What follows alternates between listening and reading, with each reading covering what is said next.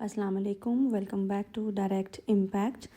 लक्ष्मी भाग्य की आज की एपिसोड शुरू होती है वहीं से जहां कल ख़त्म हुई थी और दिखाते हैं कि मलिश्का अपनी माँ और अपनी सियासी सहेली के साथ बैठी कुछ खा रही होती है। तभी फ़ोन की बेल बजती है तो वो हैरान रह जाती है। ऋषि की बहन का फ़ोन होता है तो उसकी सहेली कहती है हाँ हाँ उठाओ। वो कहती है यकीनन कोई गड़बड़ हुई है जो इसने मुझे कॉल की है। तो उसकी सहेली फ़ोन उठाने को कहती है तो वो घबराहट में और परेशानी में जल्दी जल्दी से फ़ोन उठा के उससे बात करने लगती है। और दूसरी तरफ वो बहुत गुस्से का इज़हार करती है और मलिश्का पूछती है कि खैरियत है, तुमने इस वक्त फ़ोन किया मुझे, सब ठीक तो है ना। तो वो ऋषि की जो बहन है वो उसको बताती है कि ठीक कैसे हो सकता है, जब तक रश्मि ज़िंदा है हमारी ज़िंदगियों में कुछ भी ठीक नहीं हो सकता। वो मेरे भाई की ज़िंदगी से चली तो गई है लेकिन उसने उसका पीछा अभी तक नहीं छोड़ा, वो उससे छुप छुप कर मिल रही है। तो मलिश्का बहुत परेशान होती है। वो कहती है तुम्हें ये कैसे पता है। वो कहती है मुझे पता है और मैं बिल्कुल सही कह रही हूँ, और तुम जब तक कुछ करोगी नहीं इस रश्मि का, इससे हमारी जान नहीं छूटने वाली। जल्दी करो, इससे जान छुड़ाओ और जल्दी मेरे भाई के करीब आओ ताकि तुम दोनों की शादी हो सके।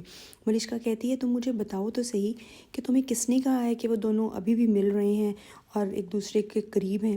वो कहती है कि मुझे पता है और ये ना सिर्फ मिलते रहे हैं बल्कि अभी भी मिल रहे हैं और आज भी मिल रहे हैं, और किस जगह पे मिल रहे हैं मुझे बिल्कुल ये भी सब पता है। तो वो रश्मि जो मलिश्का जो है वो उसकी बहन से पूछती है कि अगर तुम्हें पता है तो तुम बताओ कि वो कहाँ मिल रहे हैं, कब मिल रहे हैं। तो मलिश्का के इस तरह पूछने पे पहले तो मलिश्का को उसके इस तरह बताने पे गुस्सा आता है, लेकिन फिर जब मलिश्का को ये समझ लगती है कि इसको सारी हकीकत का पता है तो उससे उस जगह का एड्रेस पूछती है और कहती है ठीक है मैं कुछ करती हूँ। तो उसके ओके कहने पे उसकी बहन को गुस्सा आता है और वो कहती है डैमिट कुछ करो, इसका कोई हल निकालो, इससे अपनी जान छुड़ाओ। तो वो कहती है रिलैक्स रहो, तुम क्यों इतनी परेशान हो रही हो, मैंने कहा है ना मुझे कुछ सोचने दो, मैं कुछ करती हूँ। फ़ोन बंद होने के बाद वो उसको तो हौसला देके फ़ोन बंद करा देती है लेकिन ख़ुद इतनी ज़्यादा परेशान हो जाती है, उसको समझ नहीं लग रही कि आखिर फिर हर मोड़ पे रश्मि कोई ना कोई ऐसा कदम उठाती है जिससे उसकी टेंशन जो है वो फिर बढ़ जाती है। बजाय उसको इस बात की खुशी हो कि उसकी ऋषि से शादी होने जा रही है वो और ज़्यादा टेंस हो जाती है। उसकी सहेली पूछती है क्या हुआ, तो वो बताती है कि रश्मि जो है वो ऋषि से एक होटल में मिल रही है।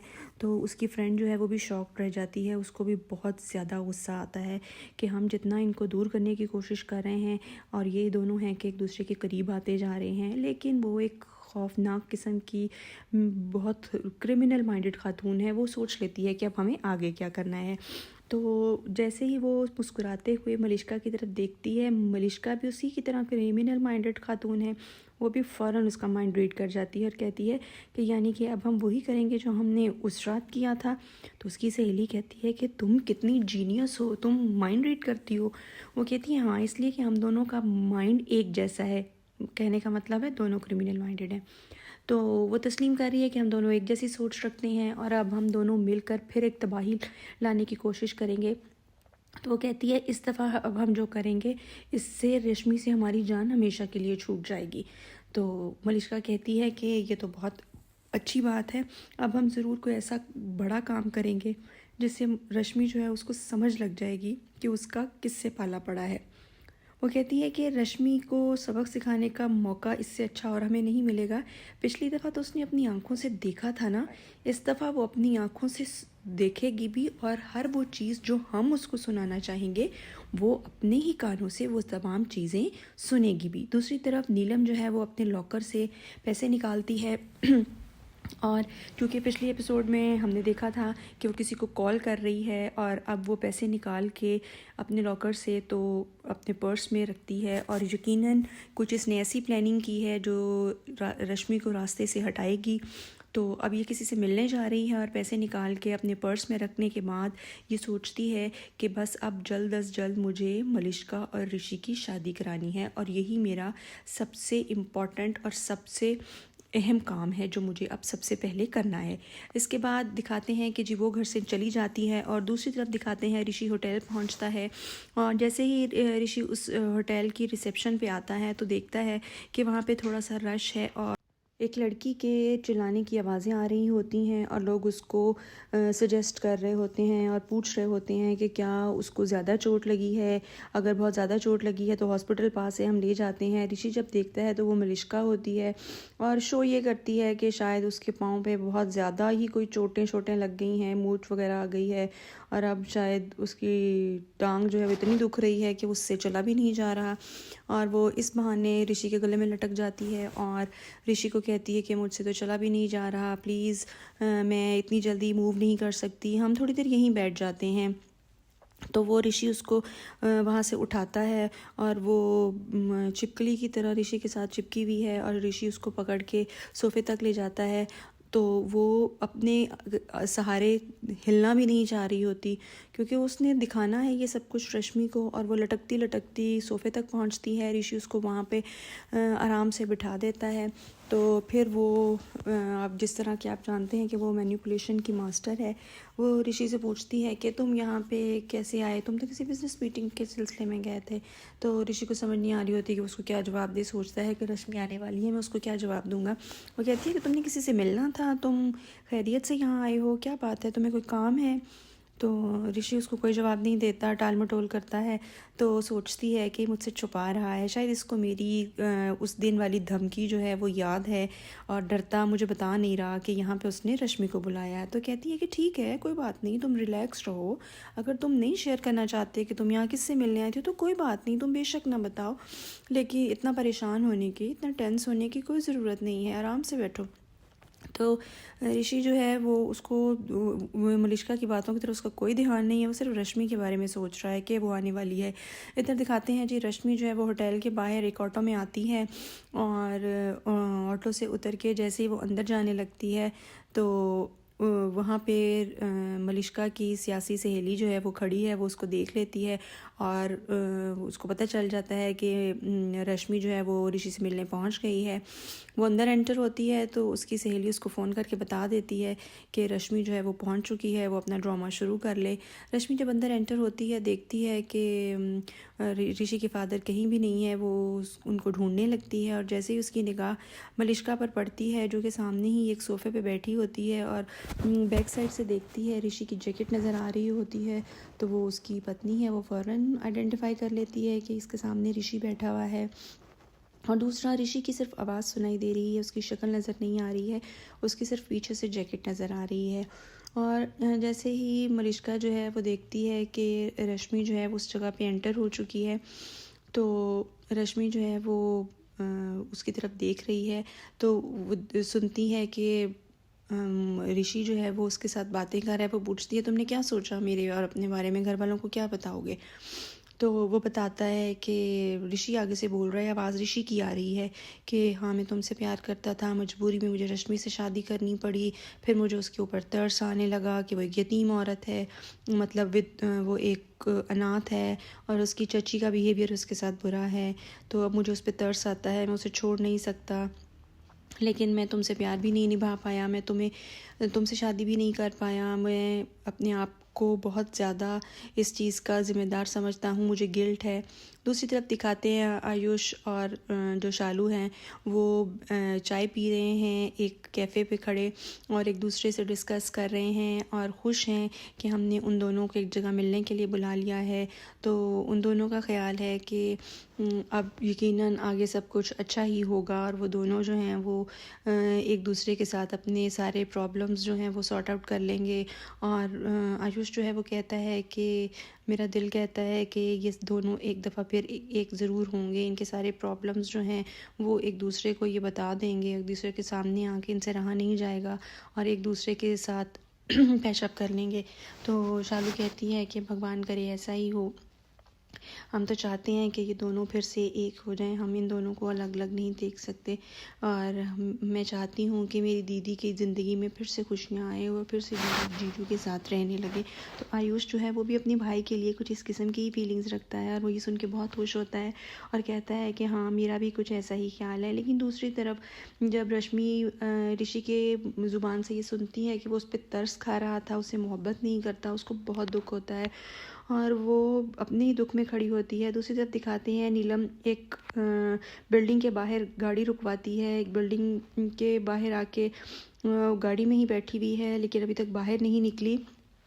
तो उसका ड्राइवर निकलता है बाहर, तो वो शायद किसी का इंतज़ार कर रही है। वो इस बिल्डिंग के बाहर गाड़ी में बैठी बैठी ही किसी को कॉल डायल कर लेती है और अभी तक ये नहीं दिखाया कि वो बात किससे कर रही है, लेकिन वो कॉल पे किसी ऐसे इंसान के साथ बात कर रही है जिससे वो रश्मि को रास्ते से हटवाना चाहती है। उधर दूसरी तरफ दिखाते हैं रश्मि जो है वो सोच लेती है कि अब वो ऋषि के इस तरस खाने वाली बातों पे यकीन नहीं करेगी और कभी ऋषि के साथ दोबारा पैचअप नहीं करेगी, उसे यहाँ से चले जाना चाहिए। तो वो जो है वो ऋषि की इन बातों से इतनी दिल बर्दाश्त हो गई है, मुसलसल रो रही है वहाँ पे खड़ी हुई, लेकिन रोते रोते वो भी फैसला करती है कि मुझे अब वापस चले जाना चाहिए और वो उस होटल से बाहर निकल आती है। और जैसे ही वो होटल से बाहर निकलती है दूसरी तरफ दिखाती हैं कि ऋषि के फादर गाड़ी में बैठे ये सोच रहे हैं कि जब से रश्मि गई है मेरे घर की खुशियाँ चली गई हैं, पता नहीं क्यों मेरी बीवी नीलम को इस बात का अंदाज़ा ही नहीं है कि रश्मि मेरे लिए, मेरे घर के लिए, मेरे बेटे के लिए, हमारी खुशियों के लिए कितनी ज़रूरी है। वो कहता है एक दिन ज़रूर आएगा जब रश्मि वापस आएगी। रश्मि सोचती है कि मैं पापा को फ़ोन करके बता दूं कि मैं आई थी और वो यहाँ पे नहीं है। जैसे रश्मि उनको फ़ोन करती है तो उनकी बातों से रश्मि को अंदाज़ा होता है कि वो तो कहीं रास्ते में हैं और वो उनसे पूछती है कि आप कहाँ हैं। तो वो जब देखता है कि रश्मि ने उसको फ़ोन किया वो बहुत खुश होता है और रश्मि से पूछता है कि वो कैसी है, उसको कोई तकलीफ़ तो नहीं है। उसको बार बार इस चीज़ का एहसास दिलाता है कि उसके लिए, उसके घर के लिए, उसके बेटे के लिए, उसके परिवार के लिए रश्मि जो है वो कितनी इम्पॉर्टेंट है और हम सब के दिलों में आज भी वो उसको यकीन दिलाता है कि अगर तुम्हें किसी चीज़ की ज़रूरत हो तो हमें ज़रूर बताना। तो रश्मि जो है उसको अंदाज़ा हो जाता है डैडी जी से बात करने के बाद कि वो तो मुझसे मिलने आ ही नहीं रहे थे, ये तमाम खेल जो है ये आयुष का रचाया हुआ है। दरअसल वो उसने मुझे और ऋषि को कन्विंस करके यहाँ बुलाया है और वो ये चाहता था कि हम दोनों मिलें और हमारा पैचअप हो जाए। इधर मलिश्का जो है वो अपना काम पूरा हो जाने के बाद ऋषि से कहती है कि मेरा ख्याल है मैं कुछ बेटर फील कर रही हूँ, मैं चल सकती हूँ, मुझे घर चलना चाहिए। तो ऋषि कहता है कि तो क्या तुम चल लोगी? तो वो उसको कहती है हाँ हाँ तुम बैठो, तुम तो शायद यहाँ किसी से मिलने आए थे ना, तुम अपनी कमिटमेंट पूरी करो, तुम जिसका इंतज़ार कर रहे हो तुम उसका वेट करो, उससे मिलो और तुम फिर जाना। कोई बात नहीं, नहीं भी चला जाएगा, मैं किसी ना किसी तरीके से घर चली जाऊँगी। लेकिन ऋषि जो है वो एक अच्छे दिल का इंसान है, अच्छा फ्रेंड है। वो उस छिपकली को वहाँ से उठाता है और उसके साथ उसको गाड़ी तक लेके जाता है। वो शो करती है कि वो तो पहले से भी ज़्यादा रह गई है तो नहीं चल सकती। ऋषि उसको गोद में उठाता है और गाड़ी तक ले जाने की कोशिश करता है। मीनवाइल जो मलिश्का है वो देख लेती है कि रश्मि जो है वो अभी बाहर ही खड़ी है और वो पार्किंग में खड़ी देख रही होती है। रश्मि मलिश्का जो है वो रश्मि को ही तो दिखाना चाहती थी। वो ख़ुद साख्ता सी एक नज़दीकियाँ जो है वो ऋषि के साथ बढ़ाने की कोशिश करती है, यहाँ तक कि वो देख लेती है कि रश्मि मुसलसल मेरी तरफ देख रही है। तो वो शो ये करती है कि जैसे वो ऋषि के बहुत ज़्यादा क्लोज़ हो गई है और अपना फेस बिल्कुल ऋषि के फेस के क्लोज ले जाती है और रश्मि से ये सीन देखा नहीं जाता और वो फ़ौरन जो है अपनी नज़रें फेर लेती है। और मलिश्का सोचती है कि बस यही तो मैं तुम्हें दिखाना चाहती थी और यही कुछ मैं चाहती थी कि तुम गलतफहमी का शिकार हो। तो फिर ऋषि उससे पूछता है कि तुम पागल हो, क्या कर रही हो? वो कहती है कुछ नहीं, मैं घर जाना चाहती हूँ। ऋषि उसको गाड़ी में बिठाता है और घर ले जाता है। इधर रश्मि जब घर वापस आती है तो आगे उसकी दूसरी बहन जो है वो उसको रिसीव करती है। वो उससे पूछती है कि तुम बड़ी खामोश हो, क्या तुम आ गई? तो वो कहती है, रश्मि उसको बताती है कि वहाँ बाबूजी तो आए ही नहीं थे। दरअसल उन्हें तो मुझसे मिलना ही नहीं था, वो मुझसे मिलने तो आ ही नहीं रहे थे। मुझे तो आयुष ने प्लान करके वहाँ भेजा था, वहाँ पे ऋषि को आना था और वहाँ पे फादर की जगह ऋषि के फादर की जगह ऋषि खुद मौजूद था। तो वो कहती है कि हाँ तो मुझे पता है ऐसा ही होना था। तो वो इतनी हैरान होती है उसकी बात सुन के कि तुम्हें पता था कि वो वहाँ पे है? तो उसकी बहन कहती है हाँ मुझे पता था। तो इस बात से रश्मि को अंदाज़ा हो जाता है। वो कहती है इसका मतलब ये तुम तीनों की प्लानिंग थी, तुम तीनों ने मिल के प्लान करके मुझे कन्विंस किया और मुझे मजबूर किया कि मैं वहाँ जाऊँ ऋषि से मिलने के लिए। ऋषि को भी वहाँ तुम लोगों ने ही बुलाया है। तो यहाँ पे मलिष्का जो है वो ऋषि के साथ अपने बेडरूम में आ जाती है और फिर कहती है कि हाँ मैं ठीक हूँ, थैंक यू सो मच कि तुमने मुझे मेरे रूम तक ड्रॉप कर दिया।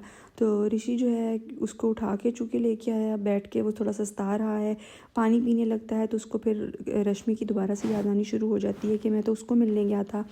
तो दूसरी तरफ दिखाते हैं कि रश्मि जो है वो अपनी बहन को डांट रही है कि तुम लोगों ने मेरा भरोसा तोड़ा है, तुम लोगों को ऐसा बिल्कुल नहीं करना चाहिए था, और वो उठ के चली जाती है। ऋषि जो है वो अपना फ़ोन उठाता है और रश्मि को मैसेज करके आने के बारे में पूछता है। तो रश्मि अपनी बहन के साथ बैठी जब बातें कर रही होती है तो उस वक्त वो ऋषि का मैसेज रिसीव करती है और गुस्से में आके मैसेज लिख देती है कि मैं नहीं आ रही। तो ऋषि बहुत हैरान होता है। तो मलिष्का पूछती है ऋषि से उसकी परेशानी के बारे में कि तुम परेशान हो, कुछ हुआ तो नहीं है। तो क्योंकि ये तो जानती है, इसने तो सारा कुछ किया है और अपनी स्कीम के कामयाब होने पे वो अंदर ही अंदर खुश भी बहुत हो रही है। और उसको पता है कि अब यकीनन ऋषि रश्मि से माफ़ी मांग रहा है फ़ोन पे। तो ऋषि जो है वो कहता है नहीं नहीं कुछ ऐसा नहीं हुआ है, सब कुछ ठीक है। तो उसको पूछती है कि आर यू श्योर कि सब कुछ ठीक है। तो ऋषि कहता है हाँ हाँ बिल्कुल, आई एम श्योर, बिल्कुल ठीक है। तो मलिष्का दिल ही दिल में खुश होती है कि तुम्हें क्या पता कि तुम्हारी वहाँ मौजूदगी के बावजूद मैं क्या गुल खिला के आई हूँ। मैं वही चाहती थी जो मैंने किया है और जो मैं रश्मि को दिखाना चाहती थी, जिस गलतफ़हमी का मैं उसको शिकार करना चाहती थी, मैंने उसको उस गलतफ़हमी का शिकार कर दिया है। क्योंकि इसने रश्मि के आने से पहले ही अपनी फ्रेंड को बाहर खड़ा किया हुआ था और रश्मि के आते ही उसकी फ्रेंड ने इसको इन्फॉर्म कर दिया था कि रश्मि बाहर आ चुकी है, तुम अपना ड्रामा शुरू कर दो। तो वो क्या करती है कि ड्रामा स्टार्ट कर देती है। होटल को में वेटर को इशारा करती है, वो कोल्ड ड्रिंक लेके आता है और वो जानबूझकर वो सारी कोल्ड ड्रिंक ऋषि के ऊपर गिरा देती है ताकि ऋषि जो है वो वहाँ से उठ के वॉशरूम तक जाए और उतनी देर में पीछे से वो अपना खेल जो है वो रचा ले। और उसने ऐसे ही किया, उसके ऊपर कोल्ड ड्रिंक गिराती है और फिर ऋषि को फोर्स करती है कि ओहो तुम्हारे तो सारे कपड़े ख़राब हो गए, तो यहाँ पास ही वॉशरूम है, तुम्हें उठ के जाना चाहिए और जाके फ़ौरन अपने कपड़े जो हैं उनको क्लीन करना चाहिए। तो ऋषि ऐसे ही करता है, उठ के जाता है और अपने कपड़ों को क्लीन करने के लिए वॉशरूम की तरफ बढ़ जाता है। तो मीनवाइल मलिष्का जो है इसने वहाँ पे एक बंदा जो है वो प्लांट करके बैठाया हुआ होता है। तो इशारा करती है उस बंदे को, उस आवाज़ देती है और इशारे से उसको बुलाती है। पहले विसल बजाती है, फिर इशारा करती है और उस बंदे को उस जगह पे बुलाती है। उसके पास सेम टू सेम बिल्कुल वैसा ही जैकेट है जैसा कि ऋषि ने पहना हुआ है। वो बंदा वहाँ से उठता है और ऋषि जैसा जैकेट जो है वो पहनता है और आके ऋषि की सीट पर बैठ जाता है और पीछे से देखने से ऐसे ही मालूम हो रहा है कि ऋषि ही बैठा हुआ है। और यहाँ पे एक बहुत ही चाइल्डिश सा एक्ट इन लोगों ने किया कि दिखाया ये है कि वो ऋषि की आवाज़ निकाल के वो सारे डायलॉग्स जो मलिष्का चाहती थी कि बोले वो बोलता है और फिर कहती है तुमने तो बिल्कुल ऋषि की आवाज़ निकाली, ऐसे लग रहा था कि जैसे तुम नहीं बोल रहे, ये तो एक्चुअल में ऋषि ही बोल रहा है और मुझसे मोहब्बत का, अपने प्यार का इजहार ऋषि ही कर रहा है। तो वो लड़का बहुत खुश हो जाता है कि मेरी परफॉर्मेंस बहुत अच्छी थी और इसने मुझे हायर किया था, तो इसको मेरी परफॉर्मेंस बहुत पसंद आई है, तो अब तगड़ा माल वगैरह इससे मिलेगा उसको। फिर उसको कहती है जल्दी जल्दी तुम ऋषि के आने से पहले पहले ये जैकेट उतारो और यहाँ से भागो। लेकिन वो लड़का जब जैकेट उतार के जाने लगता है तो रास्ते में उसको ऋषि के साथ उसका टकराव हो जाता है और ऋषि उसकी तरफ देख के थोड़ा सा परेशान होता है क्योंकि वो तो अपनी ही परेशानी में है। तो चला जाता है वापस अपनी सीट पे। और यही मलिष्का को पता है कि हकीकत ये है कि उसकी गैर मौजूदगी में रश्मि आई थी और जो डमी वहाँ पे ऋषि बन के बैठा हुआ था उसने जो बोला रश्मि ने उसी को हकीकत समझा और अब वो एक दफ़ा फिर से ऋषि से बदजन हो के वापस जा चुकी है और मलिष्का ने अपना खेल खेल लिया है। देखते हैं अगली किस्त में क्या होता है। इजाज़त चाहते हैं, अल्लाह हाफ़िज़।